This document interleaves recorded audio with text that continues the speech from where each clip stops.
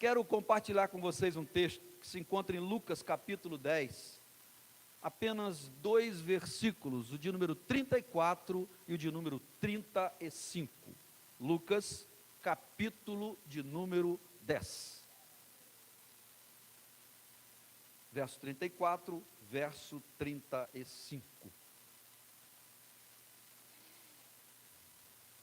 Eu estou tão desacostumado com esse microfone que acostumei tanto com o outro, fica difícil.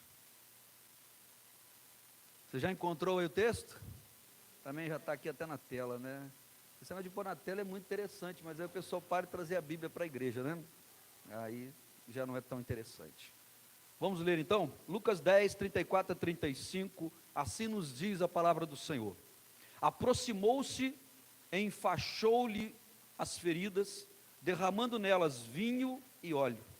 Depois colocou-o sobre o seu próprio animal, levou-o para uma hospedaria e cuidou dele. No dia seguinte, Deus deu 2 denários ao hospedeiro e disse-lhe: cuide dele, quando voltar, lhe pagarei todas as despesas que você tiver. Feche seus olhos por um momento. Pai querido, Pai de amor, graças te damos nessa noite pela tua presença. Obrigado, Senhor, por tudo quanto o Senhor tem feito na vida de cada um de nós. Ó Senhor, que seríamos e o que faríamos sem a tua presença? Muito obrigado, Senhor.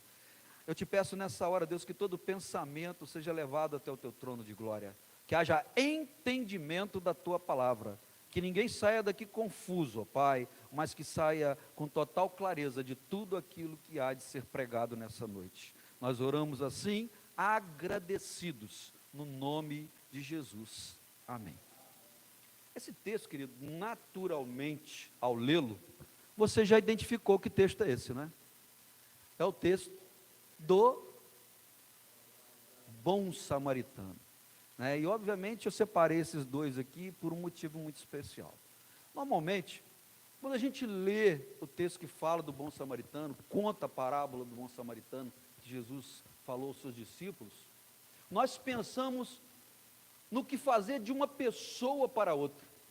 Mas nessa noite eu quero te chamar para um ponto de vista diferenciado. Eu quero que você entenda que essa parábola fala de outra coisa também. Essa parábola fala do bom samaritano. E o bom samaritano é Jesus. E você é aquele que foi assaltado. Eu sou aquele que foi abandonado na beirada da estrada. Eu quero que você veja nessa perspectiva. Nós, todos um dia sofremos, todos nós um dia recebemos violência espiritual, emocional, física, psicológica, em algum momento da nossa vida, e ficamos machucados na beirada da estrada, e a estrada é a vida. Mas um dia passou um bom samaritano, que veio e cuidou de cada um de nós, e cada um de nós teve uma experiência sobrenatural com esse bom samaritano que é Jesus. Então eu quero que você veja isso nessa noite, nessa perspectiva, e não na perspectiva de uns para com os outros, mas de Jesus para conosco, como pessoas carentes e necessitadas da sua presença.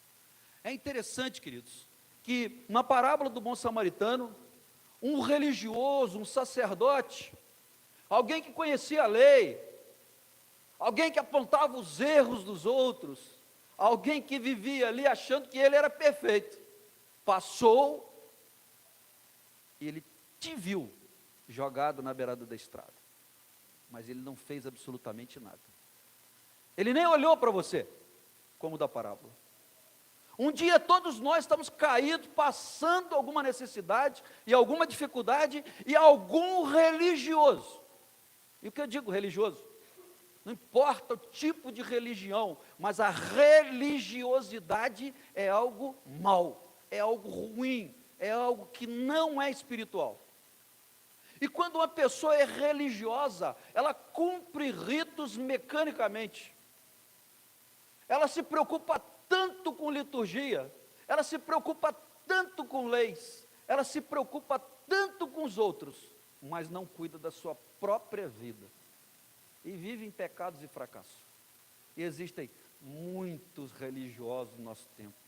E com certeza, no dia que você estava em dificuldade, que eu estava em dificuldade, um religioso passou e nem quis olhar para a gente, nem se preocupou com o que tinha acontecido conosco. Eu quero que você reflita nisso nessa noite, porque talvez nós tenhamos já nos colocado na posição de um religioso. Pense nisso, e isso é para reflexão. Mas também passou um levita. Eu acho muito interessante e apropriada essa história, né? Apesar das pessoas dizerem hoje que os músicos são levitas, mas os músicos não são levitas. Isso não tem base bíblica e teológica, porque levitas eram os descendentes da tribo de Levi, de Arão. Eles tinham uma função específica na área do sacerdócio.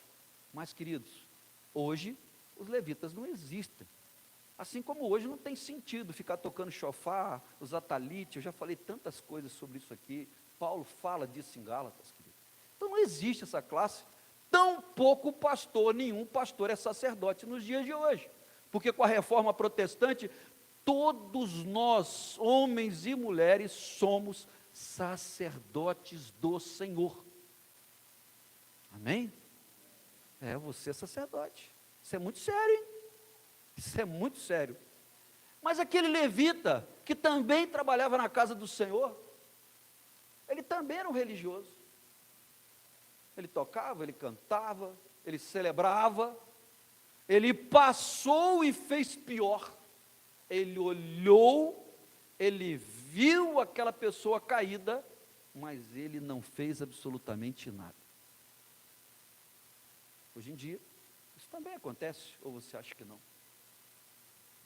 Alguém que se coloca como levita, porque é um músico, um cantor, um ministro, ele muitas vezes vê alguém numa situação difícil, ele aponta os erros dessa pessoa, mas ele não estende a mão para ajudar essa pessoa. Um dia, um levita passou pela minha vida ou pela sua, no momento da nossa necessidade, nos viu, nos reconheceu, mas não fez absolutamente nada. Isso é muito sério. Mas, queridos, depois vem alguém que tem um problema social, político, um samaritano, um indivíduo que não se dá com os judeus não se dão com os samaritanos, mas esse samaritano, ele esquece o preconceito, ele esquece o seu problema social, ele esquece a sua posição política em relação ao judeu, e ele vai lá ajudá-lo. Às vezes, queridos, nós somos tocados no caminho da nossa vida, quando estamos caídos, pelas pessoas mais improváveis que nós pensamos. Às vezes, aqueles que chegam perto de nós e nos dizem algo, que nos alerta, que nos levanta e nos anima, são pessoas as quais nós jamais esperaríamos. São pessoas que conseguem ultrapassar a questão de uma posição política, de uma posição ideológica, de uma posição social, conseguem vencer o seu preconceito, e ao olhar para aquele homem ou mulher caída, ele se lembra só de uma coisa: eu preciso fazer o que Jesus me chamou para fazer, eu preciso levar a palavra até aquela pessoa. Será que estamos agindo hoje nesse sentido, como o bom samaritano agiu conosco? Porque assim como um religioso um dia não nos ajudou, assim como o levita um dia não nos ajudou para nada, o samaritano bom, Jesus, veio e nos tirou do caminho. Ele nos tirou daquele lugar de dor, daquele lugar de fracasso, daquele lugar de preocupação, daquele lugar de crise, daquele lugar onde nós achávamos que não sairíamos mais, mas Ele veio, Ele nos falou, Ele nos tocou, Ele venceu o preconceito, porque Ele é divino, Ele é Senhor, e Ele se rebaixou ao nível do ser humano para nos resgatar. Ele é o bom samaritano. Ele é aquele que olha não com os olhos de uma lei, não aquele que olha com os olhos do preconceito, mas é aquele que olha com os olhos do amor do Pai.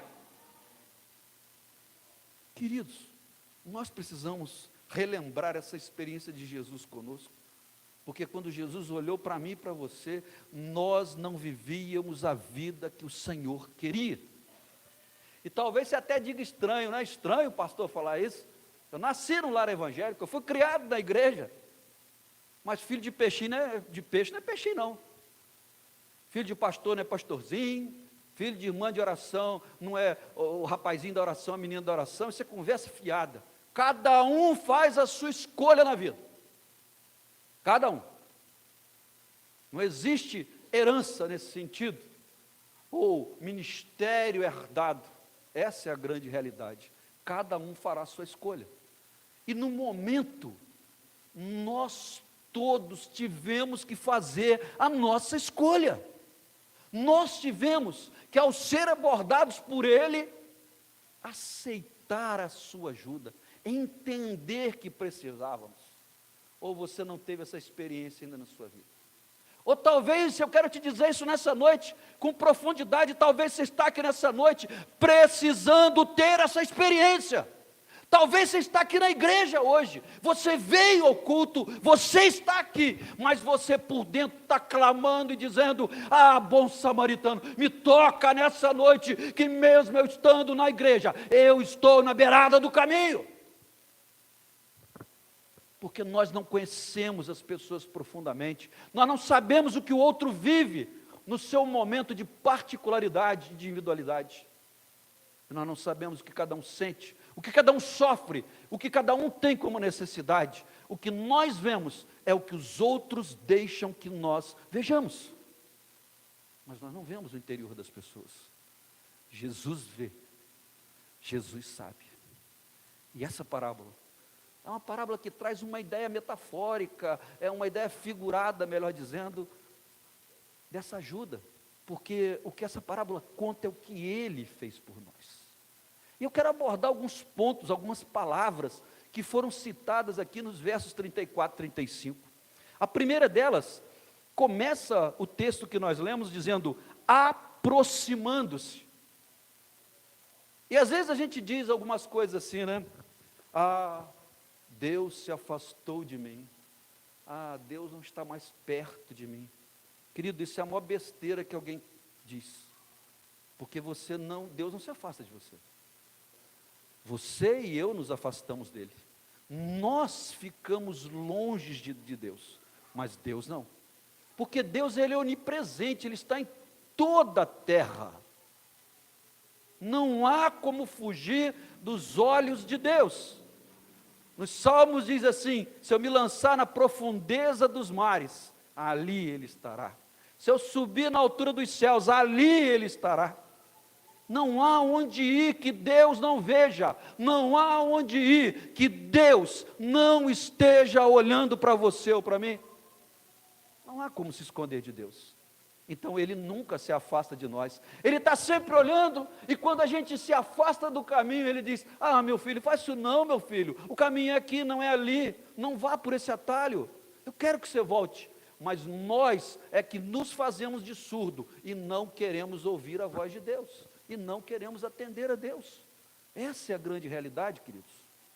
E todos nós, em algum momento da nossa vida, nos afastamos de Deus. Até mesmo aqueles que nascem na igreja, são criados dentro da igreja, aqueles que têm uma experiência com Deus, há um momento difícil, onde se distancia do caminho do Senhor.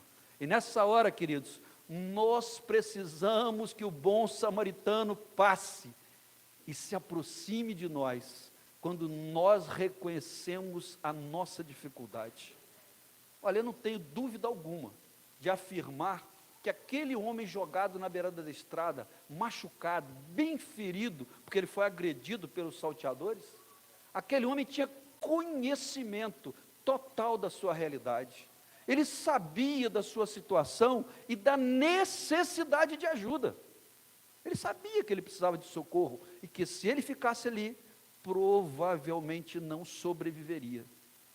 Então, estando numa situação assim, querido, quando você, eu ou qualquer outra pessoa estamos numa situação como essa, machucados, feridos, doentes, seja espiritual, seja emocional, seja fisicamente, queridos, nós estamos fracos e nós temos consciência que nós precisamos nos aproximar do bom samaritano. Por isso o texto diz que ele se aproxima dele, porque Jesus se aproxima de quem dele se aproxima. Às vezes que nós queremos tanto sobrenatural na vida. Oh, eu quero ver o céu se abrir. Eu quero uma experiência como a de Paulo. Eu quero como Pedro andar sobre as águas. Vai dizer que um dia você já não pensou nisso? Nós somos criados na igreja, nós temos um problema muito sério.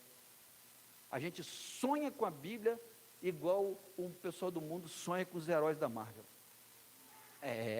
Sim, é verdade. A gente quer ver as coisas, a gente quer ver fogo, a gente quer ter visão, a gente quer ver tudo que a Bíblia fala. Porque nós somos criados num mundo bíblico onde essas coisas aconteceram. E às vezes nós temos uma expectativa com as coisas de Deus que vão muito além da realidade do que Deus vai fazer na nossa vida. E a gente fantasia muitas coisas. É por isso que muitas pessoas hoje estão sendo enganadas pelos falsos profetas, pelos falsos visionários, pelos falsos pregadores. Porque nós temos dentro de nós um desejo, uma expectativa por aquilo que se diz sobrenatural. E aí todo mundo sonha com isso. Vai dizer que você nunca sonhou, nunca imaginou isso? Você que foi criado dentro de uma igreja, e ouvindo testemunhos, e ouvindo pessoas falar. Eu tinha um desejo. Eu pedi ao Senhor sempre: não se escandalize, não fique preocupado nessa hora, horrorizado com o que eu vou te contar nessa hora. Mas que é barra pesada, é. Você acha que eu queria ter uma visão? Você acha que eu queria ter um sonho? Não.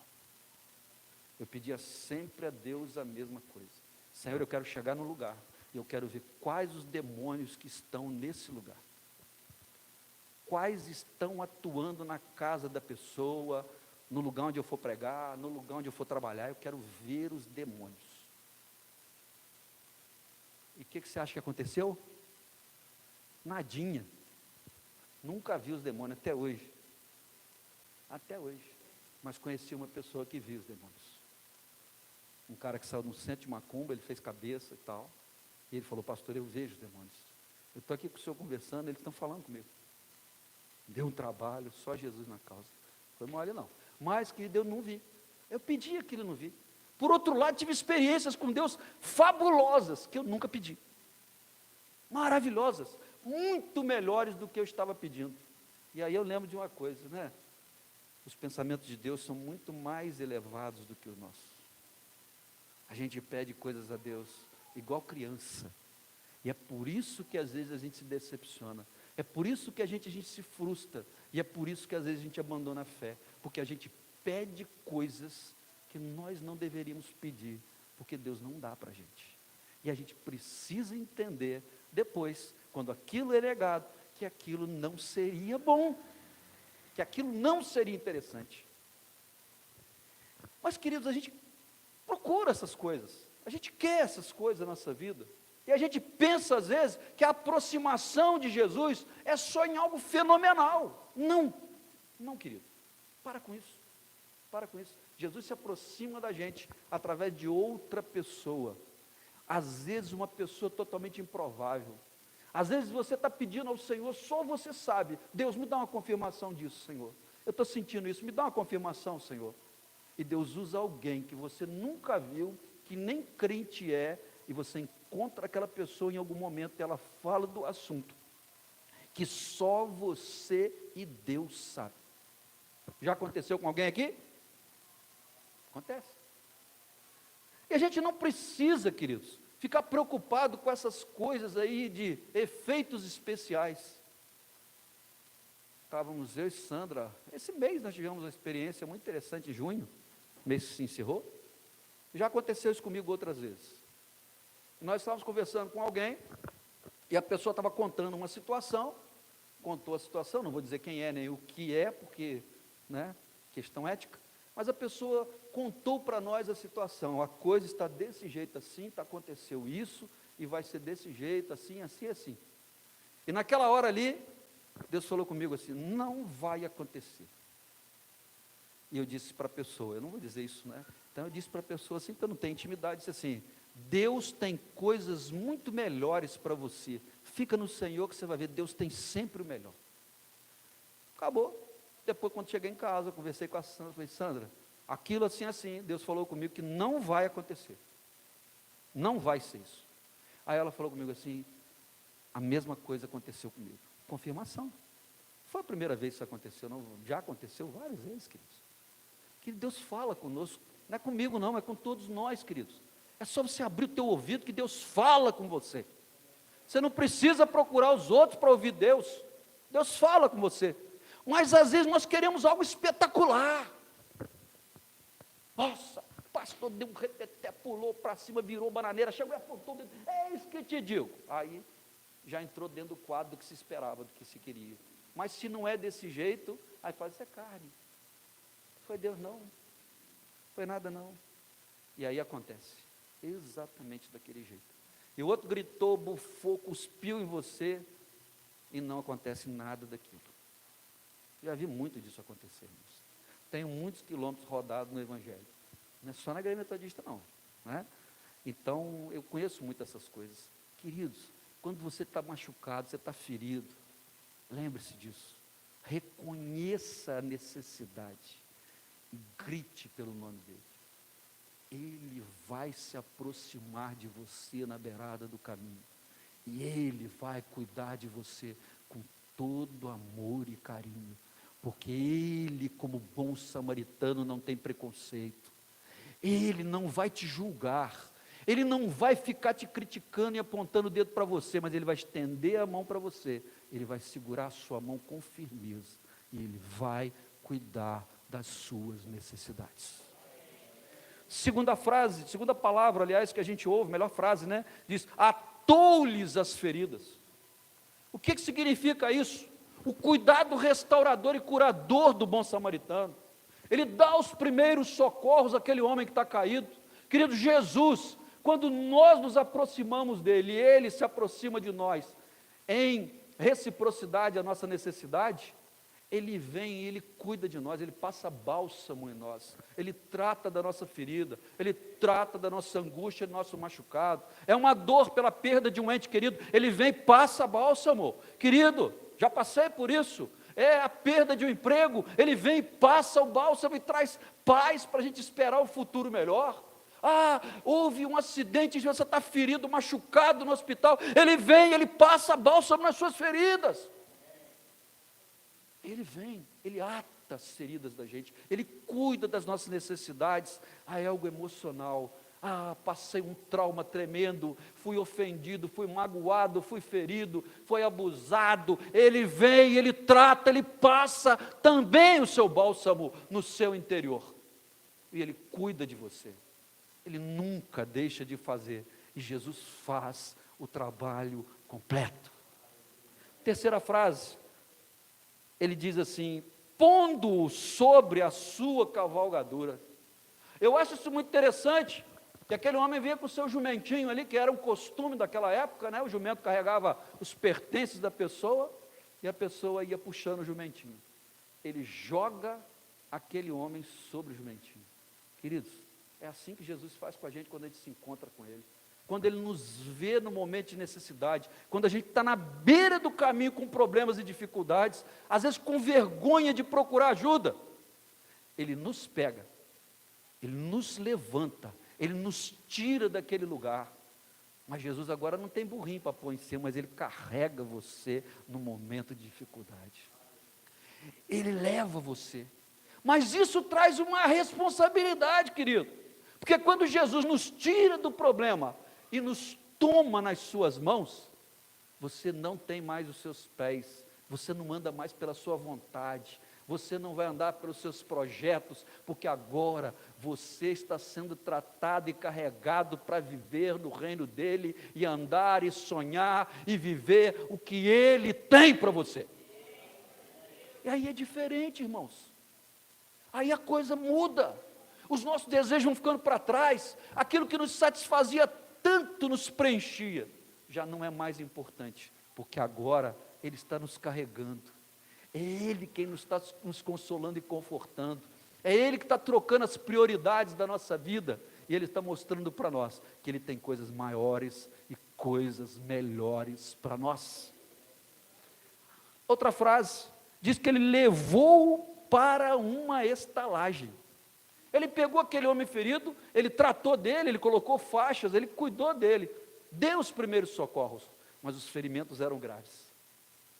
E queridos, quando nós entregamos a nossa vida para Jesus, nós estamos com ferimentos graves. Hoje de manhã eu estava falando isso na escola dominical. Nascer de novo é uma coisa, se converter é outra bem diferente. Nascer de novo é um momento especial que a gente vive. Conversão é um processo lento, gradual, de mudança, de modificação na nossa vida, que leva tempo para acontecer. Não é algo assim que acontece no estalar de dedos.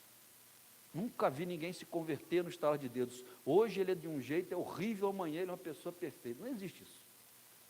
Ele vai tendo uma sucessão de experiências com Deus, que vão mudando o seu caráter, a sua forma de ver e a sua forma de agir.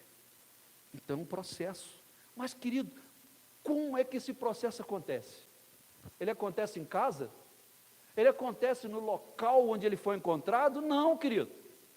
Essa estalagem, querido, é uma coisa chamada igreja. É na igreja que nós somos tratados, irmãos. Igreja não é lugar de santo e perfeito, não. Senão eu não estaria aqui, nem você. Sabe por que eu estou na igreja? Você sabe por que eu venho para a igreja? Porque eu sei que eu não valho nada e eu preciso melhorar.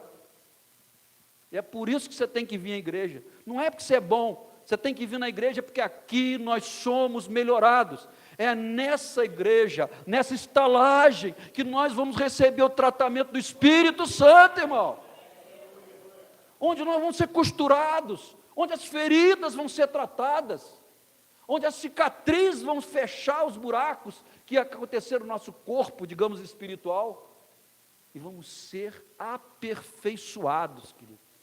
Aí eu não venho na igreja, eu não vou à igreja, eu não preciso de igreja, porque em casa, eu, na internet, estou resolvendo. A internet não te trata, a internet não vai resolver o seu problema. É aqui que nós somos lixa um do outro, é aqui que a gente esfrega um do outro, que a gente aprende um com o outro, é aqui que a gente aprende a perdoar, é aqui que a gente aprende a amar, aqui que a gente aprende a deixar de lado as nossas opiniões, para aprender a apoiar a opinião do outro. Queridos, essa estalagem aqui é a igreja, é onde nós somos tratados. Então todos nós precisamos de igreja, sim. Isso é a maior conversa fiada. A gente precisa, e vou te dizer uma coisa mais dura ainda, nós precisamos mais do que igreja, nós precisamos de escola dominical, porque quem não vai à escola dominical não aprende Bíblia. Culto domingo à noite, você não aprende Bíblia, você não sabe nada de Bíblia. Vem para a escola dominical, você vai aprender Bíblia, você vai estudar a Bíblia. Então, escola dominical ajuda a curar, tratar as nossas feridas, nos fazer crescer na palavra. Nós vamos amadurecer, queridos, e vamos fazer o que a palavra nos diz, chegar à estatura de varão perfeito. Só tem esse jeito, querido, não tem outro jeito. E Jesus coloca ele ali então, e diz que depois ali na estalagem também, ele cuida dele. Então ele sara as nossas feridas, ele sara os nossos problemas, ele traz para a gente cura, ele traz para a gente cuidado, ele troca os nossos valores, ele troca a nossa maneira de olhar as coisas, e quando depois nós sairmos daquela estalagem, completamente tratados, nós vamos ser vistos pelas pessoas, e elas verão em nós algo diferente. Se eu e você somos cristãos, e nós estivermos no lugar, e não notarem nada diferente na gente, nós ainda continuamos muito doentes. Precisamos ainda ser curados e tratados de muitas coisas. Porque só quando o tratamento está dando certo, é que o resultado aparece. E o resultado é verem que nós somos diferentes. Amém? Queridos, diz que foi deitado sobre ele azeite e vinho, foi colocado sobre ele 2 produtos, azeite e vinho. O azeite é um produto, que na Bíblia é falado em todas as situações. Ele simboliza o Espírito Santo de Deus. Ele simboliza outras coisas também. Pelo menos tem 168 vezes que o azeite é mencionado na Bíblia. Mas o azeite, ele tem alguns propósitos interessantes, são medicinais. Primeiro, no caso daquele homem, o azeite ele não tem colesterol, Você pode beber azeite que você não passa mal, Isso é interessante, porque o azeite, ele produz na gente crescimento. O azeite, ele impede a oxidação da gordura que circula no sangue. Olha que coisa interessante. E assim ele desempenha um papel vital para a remoção de impurezas. Por isso o azeite era colocado na ferida, para retirar as impurezas e para facilitar a circulação do sangue. Esse azeite, querido, é o Espírito Santo. O Espírito Santo tem que estar circulando dentro da gente. Tem que estar falando com a gente, tem que estar conversando com a gente o dia inteiro. Você está no lugar e você conversa com ele conversa com você, você bate papo com ele. Tem que ser assim, irmão. Ele tem que estar na nossa corrente sanguínea, porque agora nós não temos mais o fator RH, A positivo, AB, nós temos agora o fator RH, JC, que é Jesus Cristo da veia. Amém? Então o azeite tem que estar ali, o azeite é para isso, ele é curativo. Outra coisa, o azeite ele estimula o crescimento e favorece a absorção do cálcio. Ele ajuda a crescer, queridos. Sem o Espírito Santo aplicado na nossa vida, a gente não cresce. A gente não deseja mais a Bíblia, a gente não deseja mais estar no culto, a gente não quer comunhão, a gente não quer oração, a gente não quer estar junto das pessoas. Nós precisamos do azeite, porque o azeite faz a gente crescer. O Espírito Santo é o azeite. Sem ele na nossa vida, queridos, a nossa vida vai definhar e a gente não vai a lugar nenhum.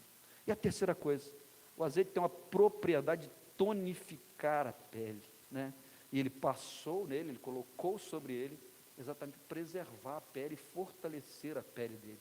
Queridos, é uma coisa interessante. O que as pessoas veem quando olham para você? Qual o órgão que eles veem quando olham para você? A pele. O maior órgão do ser humano é a pele. Está todo sobre o nosso corpo, E quando eles olham para a sua pele, para o seu rosto, para os seus olhos aí, para a sua face, seu nariz, para a sua boca, eles têm que ver que o Espírito Santo está em você.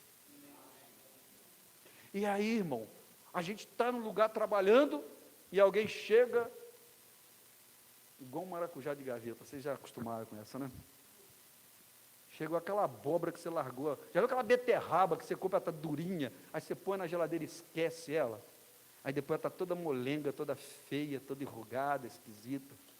Tem gente que é assim, tem gente que chega, está no trabalho, querido, e todo mundo fala, fulano é crente, cuidado com ele, hein, paga ninguém não, hein, e fulano é crente, tem uma língua, vai ter que enterrar 2 caixões, um para ele e outro para a língua, e o fulano é crente, hein, rapaz, fala mal de todo mundo da igreja dele, ou vai dizer que isso aqui é uma novidade, vocês nunca ouviram isso?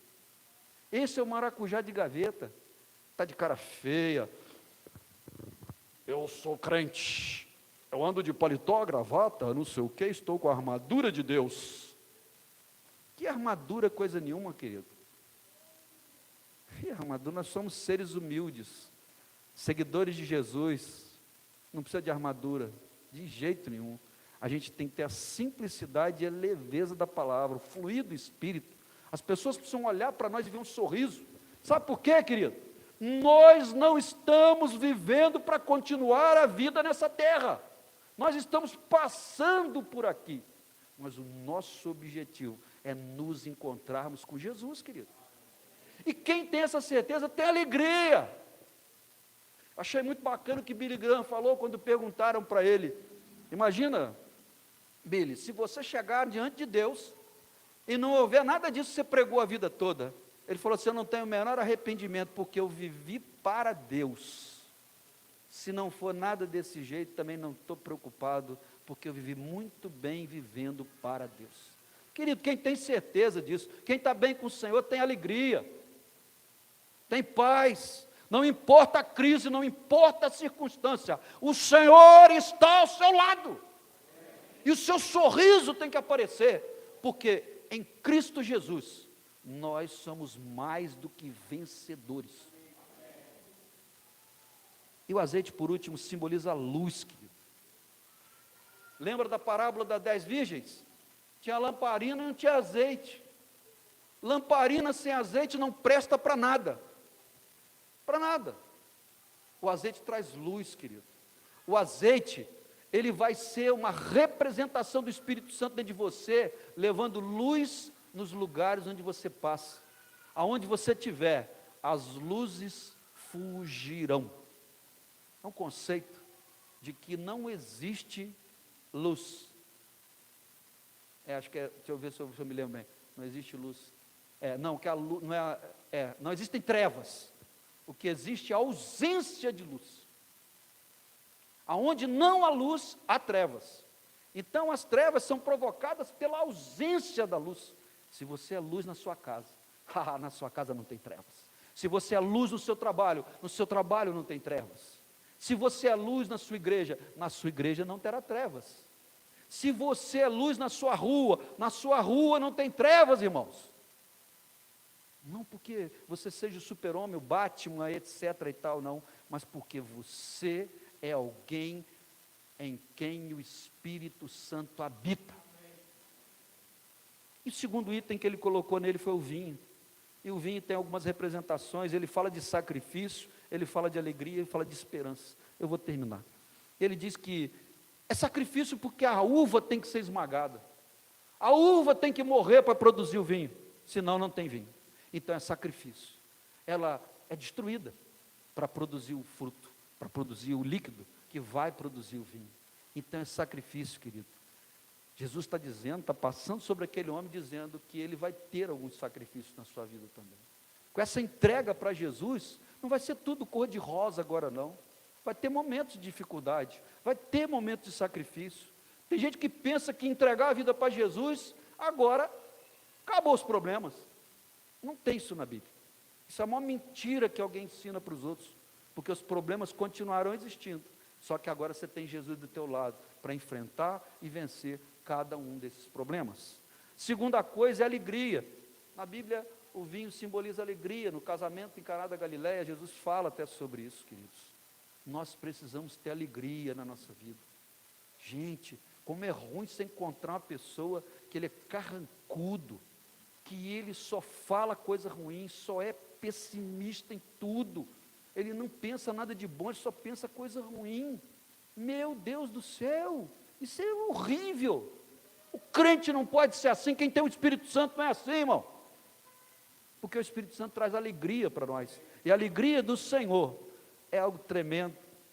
A palavra do Senhor diz para nós que nós não devemos nos embebedar no vinho, mas nós devemos nos embebedar do Espírito Santo, nos encher do Espírito Santo. E por último, o vinho simboliza esperança, não é? Melquisedeque, quando foi receber os dízimos de Abraão, ali ele levou pão e vinho para Abraão. Ali é uma prefiguração do que seria a ceia do Senhor com Jesus, lá no Novo Testamento. Então ele leva o vinho num sentido de esperança. A esperança para o futuro, apontando para Jesus que viria lá na frente, para salvar a todos nós do pecado e do castigo eterno. Queridos, esperança, o crente, aquele que se encontrou com Jesus, aquele que o bom samaritano cuidou, que o bom samaritano tratou, ele tem esperança. Tem esperança. Você encontra com ele, ele não está igual a avestruz enfiando a cabeça no chão. Ah, meu Deus do céu, está muito feia a coisa. Meu Deus, eu não sei se vocês lembram um tempo atrás aí, até dentro das igrejas aí, eu vou falar isso, espero que vocês entendam, né? Um tempo atrás, aí, 2 anos atrás, começaram nos públicos dizer, vamos orar, que se o Lula entrar, vai acabar com todo mundo, vai ser o fim do planeta. Não aconteceu o fim do planeta, nada disso, nada aconteceu. Você acha que outro salvador da pátria que entrar nos próximos 2 anos vai salvar e mudar alguma coisa? Não, irmão. Entenda uma coisa, querido. Lula não tem controle de nada, Haddad não tem controle de nada, Bolsonaro não tem controle de nada, político nenhum tem controle de nada, porque quem está no controle da tua vida é o Senhor. É o Senhor, querido.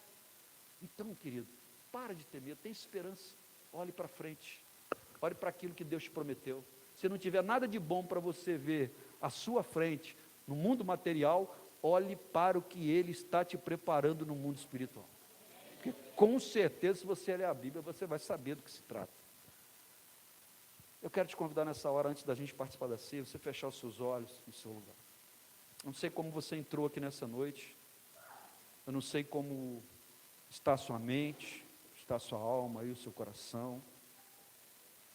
Eu não sei o que você tem pensado, mas eu quero te dizer uma coisa nessa noite.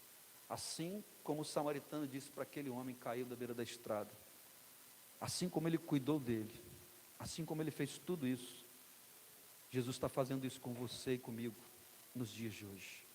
E Ele continuará fazendo isso até a sua volta.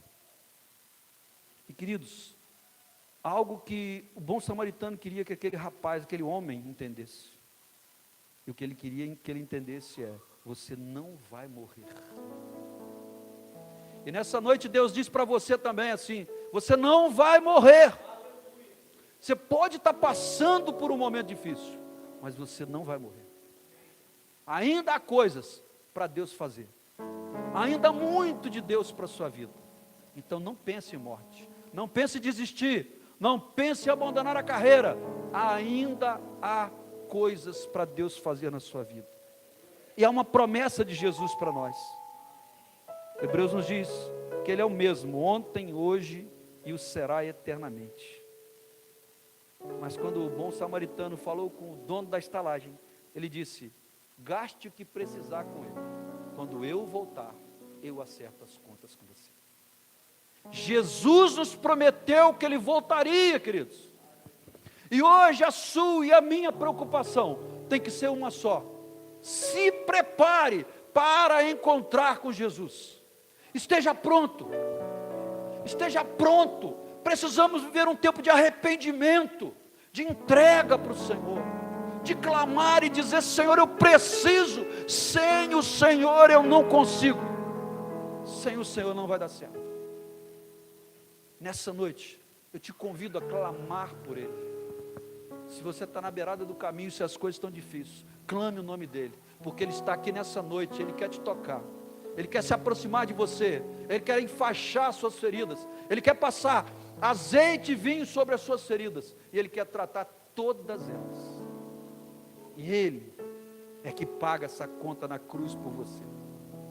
Deus querido, Deus amado, eis os teus filhos e filhas aqui nessa noite, Deus, onde nós ministramos a Tua palavra, Senhor. Te pedimos, Senhor, sonda as mentes e os corações, Senhor. Aquilo que não está certo, Deus, aquilo que precisa ser ajeitado, ó Pai. Talvez uma enfermidade que alguém esteja passando nessa noite, meu Deus.